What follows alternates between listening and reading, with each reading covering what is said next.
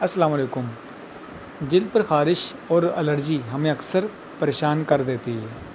سونا جاگنا، اٹھنا بیٹھنا محال ہو جاتا ہے۔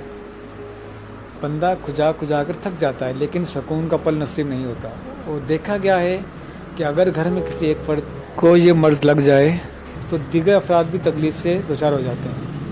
اگر آپ کو بھی اس صورتحال کا سامنا رہتا ہے تو آج میں آپ کی اس پریشانی کا حل لے کر آیا ہوں۔ یہ نسخہ خونی اور بادی بواسیر کے لیے بھی اکثیر ہے۔ کرنا آپ نے یہ ہے کہ پنسار اسٹور سے رسونت اور گندھک آملہ سار ہم وزن لے کر صفو بنا لیں، اور اس کے آپ 500 ملی گرام والے کیپسول بھر لیں، اور یہ کیپسول آپ نے صبح، دوپہر، شام تازہ پانی کے ساتھ استعمال کرنے ہیں۔